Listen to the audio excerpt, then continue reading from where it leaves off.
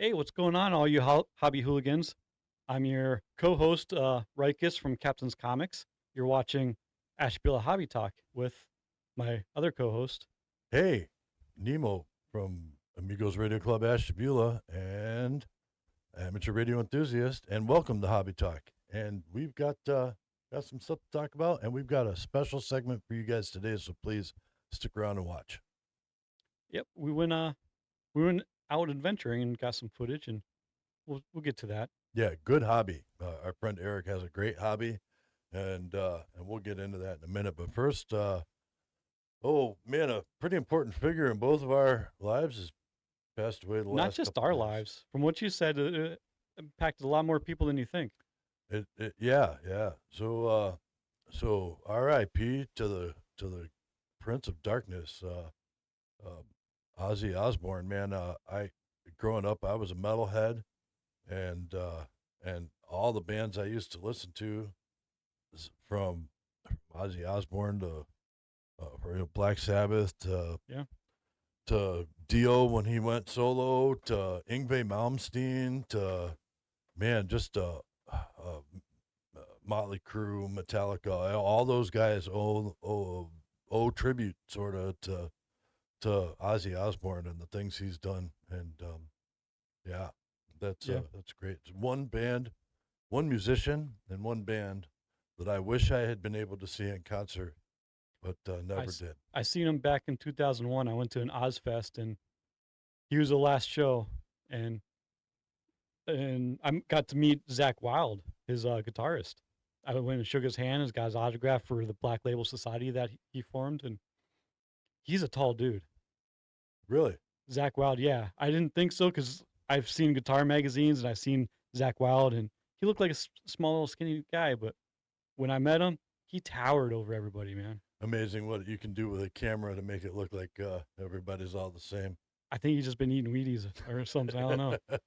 Well, R.I.P.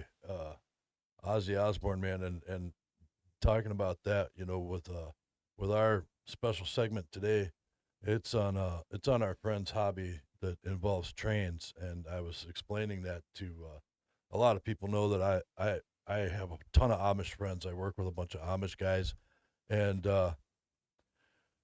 so we were talking about Crazy Train, and I said, hey, Ozzy Osbourne, and they all knew who he was, all of Really? them, and but they didn't know he had passed away a couple days back. So when I said that, they were like, oh, because they don't watch TV, they don't Yeah. have radios, a lot of them don't, and they don't really mess around. Some of them might have some smartphones, but they don't really use them for all that. So, so yeah, but it just shows you how big of an impact that guy has. Uh, when even the Amish folks know who he is and are like kind of surprised he passed away. Wow. That's that's impactful. Yeah, yeah, he's on my list. They were definitely on my list of bands I wish I could have gone and seen. I don't have many, Just in but time for his last concert too. I heard that was amazing. I haven't watched it yet. someone said it was like an entire tribute to him, and he basically walked off stage and said, "So see you guys. I'm never gonna, I won't see you ever again. So this will be the last time." What a way to go. At Yeah, least he had his final farewell. absolutely, We absolutely, and had closure, and we got to see the final finale. they live streamed his funeral, the procession and all that. I've heard about that. Yeah. And Crazy Train, yeah, on brass, yeah, absolutely. Thanks for that from our line So producer. that's a good thing about Ozzy. He had one final show. I've went to see Kiss once, and I thought that was their final show, and that was in 1990 something. And they had Yeah, several final shows after that, no, no, same for me. and they I've keep having final shows. Iron Maiden, who also owes their their status sort of to Ozzy Osbourne. Man, I same thing. I went and saw them like in 2000, somewhere between 2000 2003, and and same thing. You would have thought they'd have stopped touring, but nope, they're still out there. When Ozzy says he's done, he's done. That's it. He knew. All right. Well, hey, thanks for putting up with that for us, and I hope everybody has fond memories of Ozzy Osbourne growing up as kids. And he wasn't just a TV show guy; he played music. Some people don't even know him as a musician.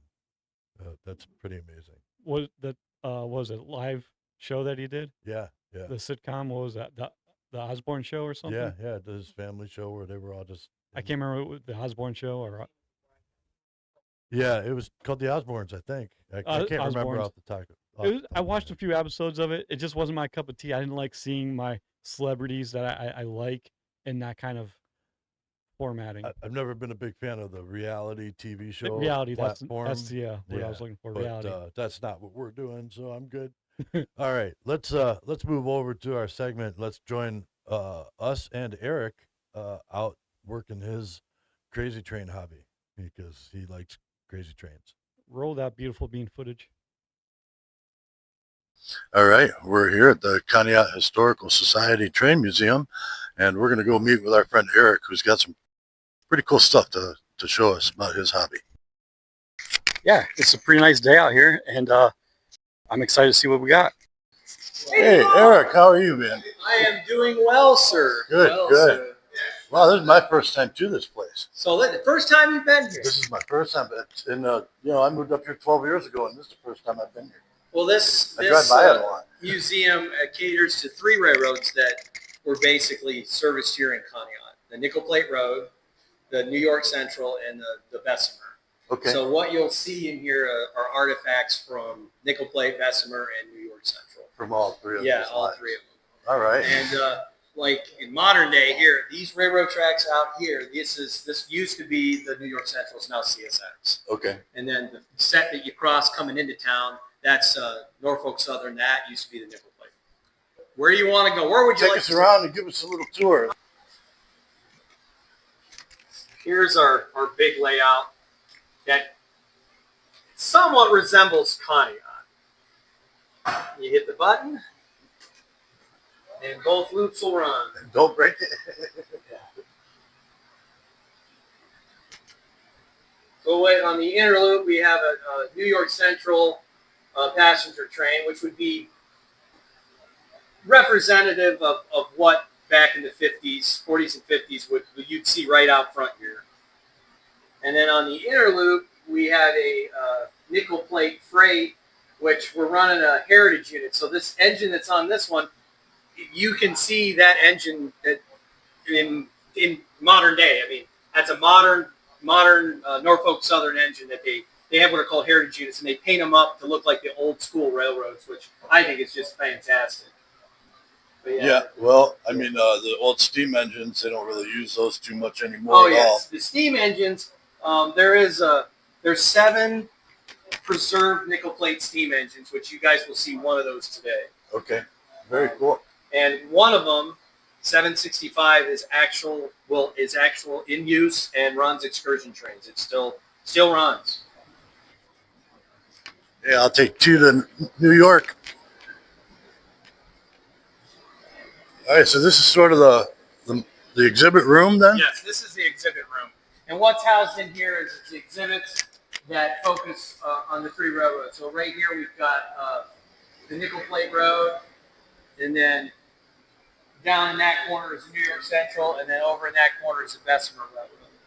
But yeah, what really got me into this whole railroad thing was I discovered that my grandfather actually worked for the Nickel Plate here in Conneaut at the Roundhouse. He was machinist. And then after just doing a little bit more digging, his brother, my great uncle, was a engineer on the Nickel Plate on the Buffalo division between Buffalo and Conneaut. Okay, so then it was your grandfather then, and he built these. Yes, my grandfather. What he did basically is he was the machinist over at the Roundhouse, so he did repairs, you name it. Fabrication. Yeah, fabrication, things like that. But then during the war, he got a war exemption, a draft exemption. They sent him to Lima, where these engines were built. Wow. I have pictures at home that show him down there at Lima in 1944. Well, back then that was the way all of this was shipped. Everything was shipped, all the military stuff. Yeah. It was all put on trains and sent because the interstates weren't completed by then. Everything was shipped by rail. Yeah. And but he was an integral part of that, and that's kind of what fueled me to get into this. So what I ended up doing is I became a a volunteer here, and then that gave me the ability and the time to work on the engine we have here, which we'll go out and I'll show you everything. Yeah, so you've been restoring one of these engines. I would say just light cosmetic restoration. Okay. Our engine, I mean, given enough money, anything's possible. Sure. But for our little thing we have here, it's just where I want is the decorative stuff, cosmetic. And as an example, right here on the wall, these are called builder's plates, and there were 2 of these on each engine, and they basically explained the manufacturer. It gave the engine kind of like a serial number, which 8663, and then when it was built. Well, 8663 is our engine here. Okay. And these were mounted on the wall, and they weren't painted. They were kind of like behind us here. They looked like that, a casting, just a raw casting. Well, that's what they should look like. So I took it upon myself to restore those. Now, there was a set on the engine that I did the same thing to, and we'll get to see those when we go out. This is a railroad free travel permit when Abe Lincoln, before he was president, when he was an attorney, and that's his actual rail pass. That's very cool. Yeah.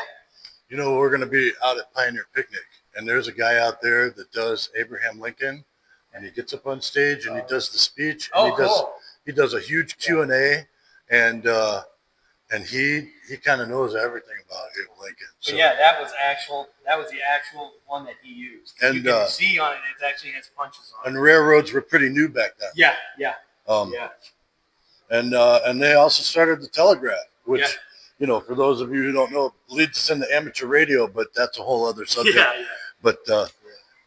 But yeah, we have lots of exhibits here, just mainly pictures, historical pictures. We've got oil cans that they used on the railroad. Over here up top, they've got lanterns. It's just, there's so much history in this building. I mean, people, if you come here and you spend an hour, you need to come back and spend a good portion of the day just to take it all in. Yeah. We've got stuff here. Oh, I like this one. This one's cool. This is representative of up at the lake, the Hewletts that they used to unload the ore barges and the ore boats. Man, these boats are big. This model doesn't do it justice. I know. Yeah. Well, here's an example. There's an actual chain link from a Hewlett, and that it kind of puts it in perspective. But what this place is this was the passenger station for the New York Central. So the New York Central, they actually, at the time, there's only 2 lines out here now. They took 2 out. This used to be a four-track main line, and this was the passenger station in Conneaut. Okay. For New York Central. So people would come in just like it's got in there with the ticket booth, and yep, they'd grab their tickets and they'd stand out here and wait for the train. Yep, this is the platform, and the way they had it set up when you came in, that was like the women's side, and then this side was for the men. Okay. And right, because that was common. That was common back then. And how many times a day would a train run through here? That's a good question. Back in the day, multiple. They're up in the museum on the wall. There's some old dispatch information up on it tells you like trains when they came through, stuff like that. I'll show you the kind of the queen of pride and joy of what we got here. We have our exhibit, and we have a Bessemer caboose, Bessemer ore hopper, and then we have a Nickel Plate Road S2 class Berkshire 284. So this is the train that your grandfather worked on? He actually, yes, he worked on that engine. Okay. He was down there at the time that these were all being produced. So I'm positive he touched that engine.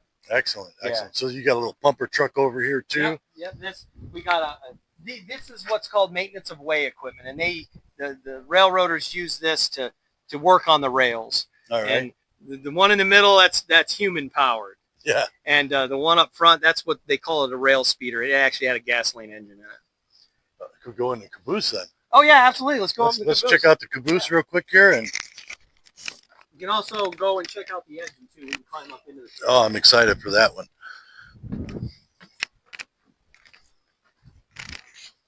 So what we have here, this is typical caboose that you would see back in the days of steam.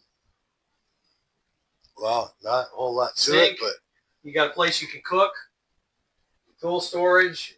The cupola, that's where the guys would sit up there to monitor the train, to look for issues as the train went along on its way. They had sleeping quarters here. So yeah, this was the home away from home for the train crews. So 6? How many people average? Usually back in the cruise, usually between 2 and 3 on the caboose. Okay. 2 and 3. So, but that was in the caboose while the train was running. Yeah, and then the engine, you'd have the engineer, and he was responsible for making the train go on its way, and then you had the firemen to keep the fire in the firebox. Okay. And they worked in tandem with one another to get the most efficient use of the coal and water, because back in the day, that's what they used for fuel. Yeah. But yeah. So was this the coal bucket then? Yes, that would have been the coal bucket for the stove. For the stove in here.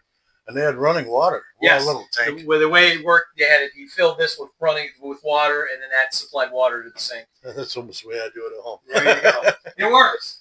It works. We have it set so that they don't move, but these are designed to lift up and stow away to give them a place to eat. Yeah, have a place to eat and work. Play cards. Yeah, and sleep and stuff. So yeah. And each one had a little cabinet to themselves. It looks like. Mm-hmm. This is what you'd see typical back in the day. So the 30s to the 50s. So how much coal does this hold? Well, we'll go right down here. All right. We have a data plate on the side of it. Oh, I see. There you go. There's your capacity, the load limit, and the weight of it, with no load in it at all. So that's in pounds. Yeah, it is in pounds. All right, so 140,000 pounds. Yeah, which is a lot. Mm-hmm. This was considered a 3-bay. As if you look underneath here, Nemo, you see it's got the 3 kind of chutes on the bottom. 1, 2, 3. So this is considered a 3-bay hopper. All right. Yeah. So how far would the train go on this? Well, this would just figure loaded. Yeah, this figure, like with this is just being transported. The business end is kind of, I think, where you're going with this. Yeah. Okay, so our girl here held 22,000 gallons of water and 22 tons of coal in the tender. That's this car right here behind the engine. This is the tender. So this carried all the fuel for the locomotive, and they could go about, I'm going to say they could go maybe 50 to 80 miles, maybe close to 100 miles if they were easy on it before they'd have to top stuff off. But this would be considered a very modern locomotive for its day. It was built in 1944. And at the time, these were state-of-the-art. 100 miles, man. That doesn't seem like a lot. It doesn't seem like a lot. I mean, like, yeah, in today's back then in horse and buggy days, just probably. And that was one of the things that caused steam's demise. It wasn't the fact that the engines couldn't do the work. On hindsight, the diesel engines are just more efficient, maintenance-wise and fuel-wise. Sure. It would take 3 diesels to compare to one of these. But the big problem was the infrastructure. Having coal stops and water stops along the way, it wasn't that feasible. Yeah. So diesels were able to come in and do it more efficiently and cheaper. To maintain a steam engine is quite an undertaking. But they're absolute beautiful machines. They are definitely a piece of work. That's for sure. I mean, so if I'm not mistaken, each train is pretty much custom built. Is that right? Yes. I mean, there's some standardization to it. Yeah. Like with these Lima Berkshires, these are all the S2 class, so they're 95% all identical. Okay. Yeah, these ones are. They were built to a standard, and then they just mass produced these. Now, engine crews and the actual Nickel Plate Railroad themselves, they did their own modifications to them as things progressed. So by this time they were standardized. Oh yeah. But earlier trains were kind of all custom. Yes. Yeah. By then. Yeah. So here's the business end. This is where all the guys made it happen. And what we have behind us is a coal bunker. So that would be completely filled with coal. Now, a lot of people they misunderstand. when they see a steam engine, and this one, if you look in the cab, yeah, you see a coal shovel. This engine's had a voracious appetite, and you could not hand fire an engine like this. Okay. It has what's called a stoker, and what a stoker is there's a screw mechanism that basically was under these plates, and it would push the coal. Push the coal in it. The fireman, he was over there. He's monitoring he's watching the fire and adjusting the air jets in the firebox to get the optimal burn. So the gentleman here on the left, he's the fireman, and the gentleman here on the right, he's the guy. He's the engineer. He's the guy making things happen. So like we were talking about, I noticed all the controls over there have little labels on them. Yeah. One of the things I was told a long time ago was that they used to not label them in the beginning. Oh, no, they were not labeled at all. And it was sort of because they didn't want somebody getting in there and trying to figure it out. Because if everything's all labeled, then anybody could jump in and just get it moving. Like if you look at the engineer, what he did on the floor here next to him, that's an injector, the water injector. So that basically will inject water into the boiler from the tender. His hand's on the throttle, and as he would pull his hand back, you'd open the throttle more, so you go faster. Right, but below his hand, that green lever, that's an independent drain brake. And then in front of him, he's got gauges that indicate speed and also indicate brake pressure. The gauge that's kind of, you can't see the face of it because he can see it from left, and the gentleman can see it over there from right. That's the steam gauge. That tells you how much steam pressure is in the boiler. That's a very important. That and you need that. And then there are two brass sight glasses. They're kind of hard to see. That is a visual representation of how much water is in the boiler. So it's a full line. Yeah, they need to keep their eyes on those big time, because when you get low on water, that would create a lot of the chaos, and very destructive things would happen to these things. But yeah, this is what they did every day. And this engine was set up to run 70 miles an hour. That was Nickel Plate's claim to fame as a high-speed service. And they were the underdog because they had all these other bigger railroads, and they could get it done faster and more efficiently than the bigger guys. So they were very popular back in the day for that. So 100 miles in an hour roughly, or an hour and a half. Yeah. Then they'd have to refuel and turn it around. Yeah. They refill it at the end, and at the end of the line, and back she'd come. And as they went, they'd have stops along the line that they would stop at, because Nickel Plate was Chicago all the way to Buffalo. Okay. And they did high-speed freight, and they used these engines to do it, and they held on to their engines till the very end. There was a period of time that Nickel Plate had steam and diesel on the rails at the same time, and they went right to the very end with steam because these engines were so effective and so efficient. Right there, that gives you all the specs of this engine. 401 tons is what she weighed when she was fully loaded with coal and water. 100 feet long, 69-inch drivers on the engine. Right here, this is called the trailing truck. This supports the weight of the firebox. And as you can see, all these lines, even back in the day, they had what I would call modern ways of lubricating, but they have friction bearings in here that had to constantly stay bathed in oil. And what they used to do before they had all this automation, they'd have to fill part of these up with oil, and at every stop they'd have to check them. Well, as technology progressed, they had ways of having the engine could do it itself, and so this has all automated type oiling system on it. But this is your firebox right here, where the fire would be. This is the ash pan that when they dump the fire at the end of the day, this is where all the ashes and stuff would go, and then it would just basically go down in between the frame, down on the ground. Wow. Yeah, that's how they did it. No worried about forest fires there. No. Cold water pump right here. That's one of the pumps that would pump water to the boiler. Well, look at these wheels, man. Yeah. They're almost as big as me. I know. 69-inch drivers. These are big boy wheels. And the larger the driver, the faster the engine could go. And this engine had enough horsepower that it could pull heavy loads and do it at a nice clip down the line. They average 60 to 70 miles an hour. Wow. Yeah. So this is the train that you've been working on then? Yes, this is the engine that I've been doing some work in. If you step back, you can see. Remember we talked earlier about the builder's plates? Here's the builder's plates on ours. They were covered completely with black paint for years and years and years and years and years. And I was able to remove them, strip them, and put them back on. So those are the ones that came on this engine. Wow. Another thing that I've also done some work with up front is the number board. And there's kind of a little story behind this number board. So underneath the headlight there, that's our girl's number, 755. And it was looking pretty old and needed a little bit of love. So I took it upon myself to take it off very carefully, take the numbers off, and then strip all the years of paint off of it.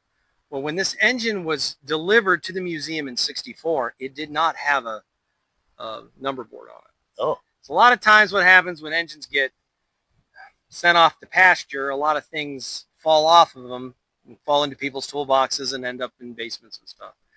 Well, as I restored that, I uncovered the gentleman that actually made that number board for our engine.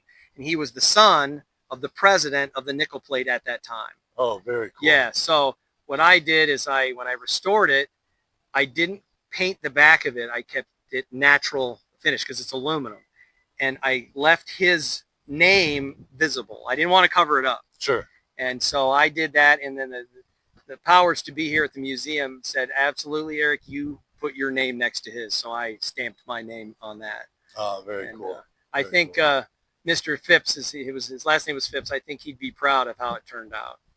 And the numbers, gentleman in the museum's grandfather worked for Nickel Plate and actually had paint. Now, we couldn't use it because it was pretty dried up, but we used it and got a color match of actual nickel plate yellow. Oh, very cool. Yeah. Which is not far off from Cummings. Yeah, I know. It's pretty amazing.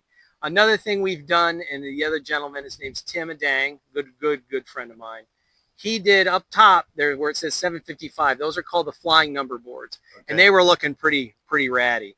So he took upon himself a year ago, and he had those completely redone. Very cool. Yeah.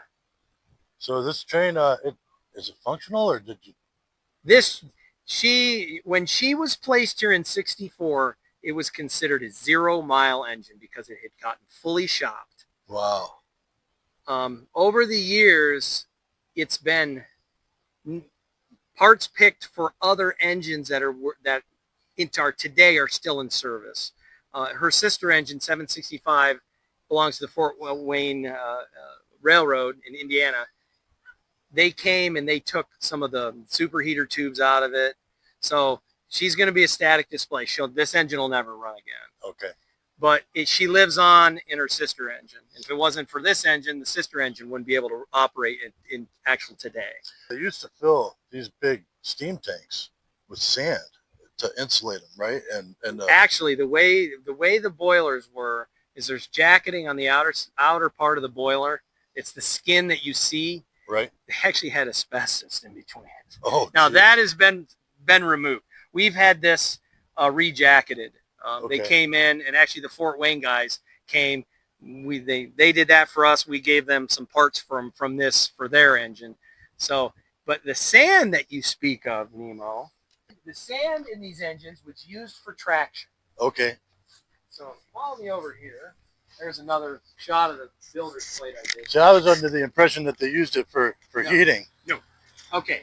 So this dome right here, it has New York, Chicago, and St. Louis stenciled on it. Okay. You got these big lines that come off of it. Gotcha. These lines, if you follow them, they go down to each driver, and there's nozzles on behind that driver, in front of that driver, and behind, in front. I see. Yeah. And that one's just in front and in front. Sand would be shot with air down on the rails to aid in traction. Okay. And in modern railroading, they still do it the same way. Still do it the same way. We went up there, or I should say I went up there and investigated. That sand dome is still full of sand from 1958. Wow. Completely full. Which we actually have it in our museum for sale. Awesome. As souvenirs. And then back here, a lot of people don't know this.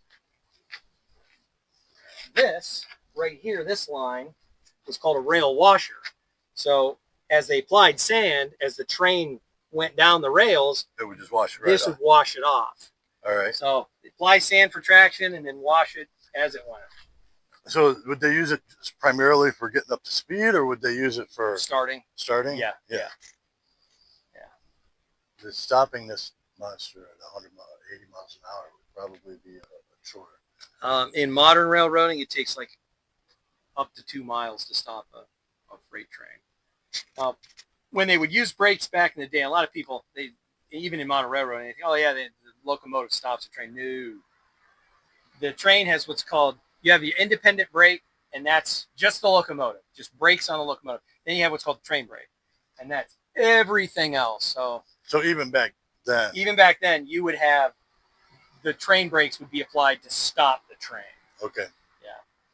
Well, I would imagine just trying to stop it with just the locomotive would cause a pile up in the back. Oh, hell, absolutely.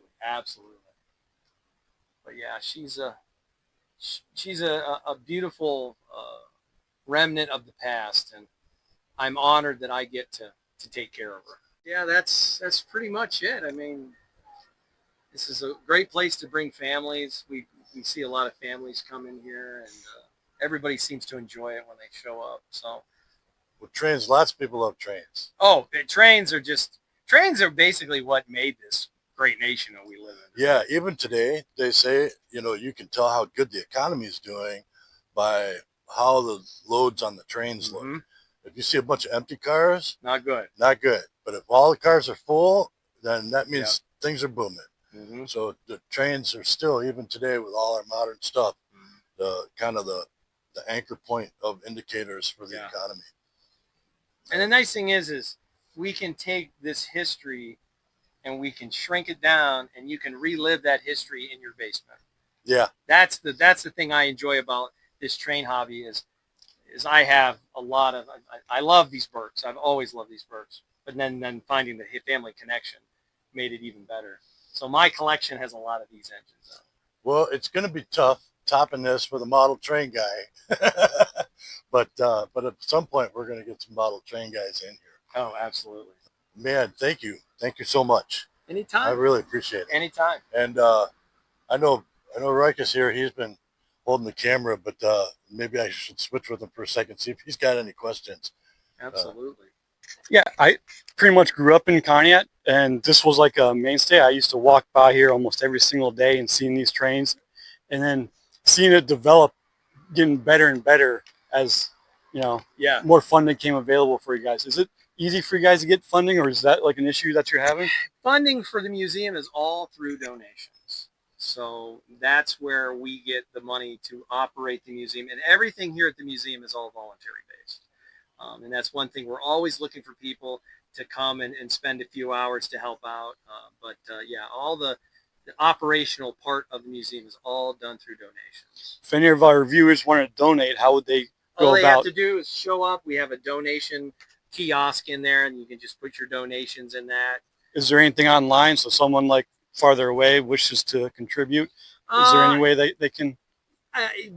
Probably the easiest way to contact our president through email.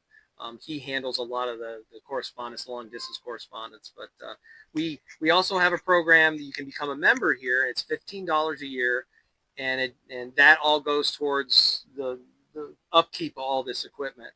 But it's a biannual newsletter. It's called the Semaphore, and it gets emailed out every few months.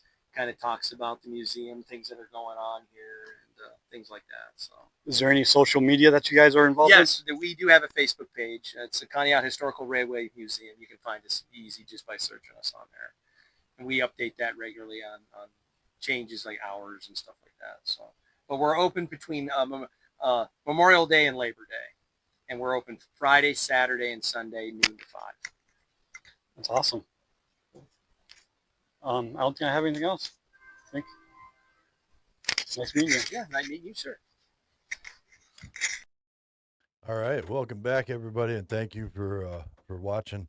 That was a great time, and I really learned a lot about trains. Yeah, it was a great day. The sun was shining. There's a lot of people there. Not a lot, but I mean, there's people there Yeah, yeah. People enjoying. definitely go check it out. There's people there walking around enjoying the train, and we had to walk around them to do our shoot. But It was really cool learning about Eric's hobby, which doesn't just involve model trains, which we didn't even get into. It's also the personal restoration of a family heirloom right, that is a I don't know how to explain it, a public icon in the community from of history. right. And that's dedication to a hobby, restoring that big thing. I really appreciate what he's doing with that. But I've seen that place grow, and I've been there several times as a kid walking by, and as I got older, I seen them, doing restoration on it and things like that, and so I seen it evolve, and I haven't been there in at least 10 years since I moved out of Conneaut, and Well, like I said, when we went there, that was my first time there. I've been up in this area for a little over 10 years now, 12 years, and that's the first time I've been in there. So I'm glad I was had the opportunity to do it and learn about, well, not just the history and heritage of the area, but the hobby that he has. I would definitely recommend that as a trip to see a museum. If you're going to go travel, try to get some education about things you don't know or things you do know. There's a lot of history there. Absolutely, absolutely. So hey, just real quick before we wrap things up, I got a couple announcements to make. Do you have any? Um, I'll be this Saturday. I'll be at Girard, PA, with my comic books and advertising our my comic book store, Captain's Comics, at Dan Rice Days. All right, sounds like a good It's time. like a small little festival celebrating Dan Rice. Very good, very good. Uh, all I got two things coming up here, and they're both on the same day, this Saturday, August 2nd. Um, One is the Amigos Radio Club, Ashtabula, the amateur radio club that I'm a part of. We have our monthly meetings on the first Saturday of every month, and they're open to the public. Anybody can come. You don't have to be a member. Obviously, if you want to be a voting member, we will take your money. but but that's going to be Saturday, August 2nd, 6 p.m. at the Jefferson Conservation Club. That's 3600 Stanhope Kellogg'sville Road, which is really in Denmark Township, but it's Jefferson, Ohio address. So 3600 Stanhope Kellogg'sville Road, 6 p.m. Come check us out. You learn a little bit about amateur radio hobby and what you could do for it. And of course, we'll get into more of that as the shows go on. Right. Also, that same day, from all day for the most part, usually it starts around 8 a.m. and ends at 3. There is an Amish benefit auction going on, and it benefits the local Amish community. They with all the proceeds, 100% of the proceeds go straight into the Amish community, and it's for their hospital bills for kids with special needs whose hospital bills are more than they can do, and or maybe people with cancer who are trying to pay their hospital bills for their treatments, that kind of thing. And they're that hospital bills are expensive. That's how they do it. They don't use insurance the way we do, and I think it's a great way to do it. And it really helps out the community, and it's Right. fun. I don't know if you've ever been to an Amish benefit auction before, but all the auctioneers try and make it fun. It's a good time. You'll find everything there from from telescopes to farm equipment to sporting goods, all kinds of stuff. Baked goods. Baked goods, absolutely. Actually, there is a feast to galore now. It's all by donation for the food, but they're gonna have uh, homemade ice cream, Amish made homemade ice cream. There'll be burgers and hot dogs and chicken and pizzas and all kinds of crazy stuff.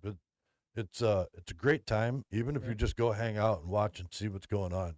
Of course, obviously, I would love to bring cameras, but I'm respectful of their wishes, and I don't do that myself. But I do go and I hang out and I have a good time, and I do bring home some stuff. I can't lie. I should be able to bring home a few things if they're not too far out of my price range.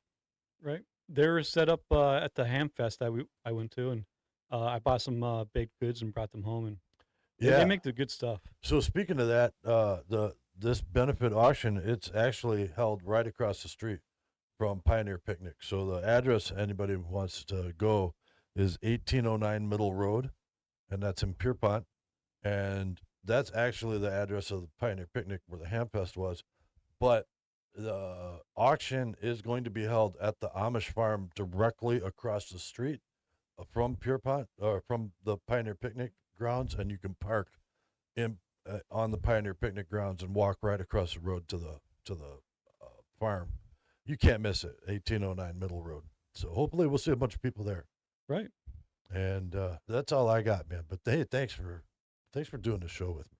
Yeah, I enjoy this. I think thank you for doing the show with me. Awesome, and thank you everybody for being here. Like and subscribe, and just a Oh, yeah, reminder, one our more thing. giveaway. One more thing I almost forgot. Yeah. Yeah, we're gonna go Yeah. through this again We'll go through this again. We'll put this up there. for when we reach the 100 subscriber mark. We're gonna have like the 100th person. We got is gonna this win. shirt. We got this beautiful shirt. This is just a representation. Whatever size the winner Do is. they get to pick color too? Yeah, they can pick the color too. Pick color, print color, or Print just color. shirt color? Print color, shirt color. Whatever. Yep, We got so the you works. get a shirt. 100 subscriber gets a shirt, and one of these really cool coffee mugs from the Wednesday Night Joke Net. So, which is also where you can find me when you're not looking for me here. If anybody has any ideas of a hobby that they have, put it in the comments below. We'll discuss and maybe we'll do a show on it. Yeah, absolutely. I would love to come out and check out your hobbies. And if you have a hobby, let us know. Maybe we'll talk about it. All right. Well, I guess that's about it. Thank you, everybody, for being here tonight. We'll see you next week.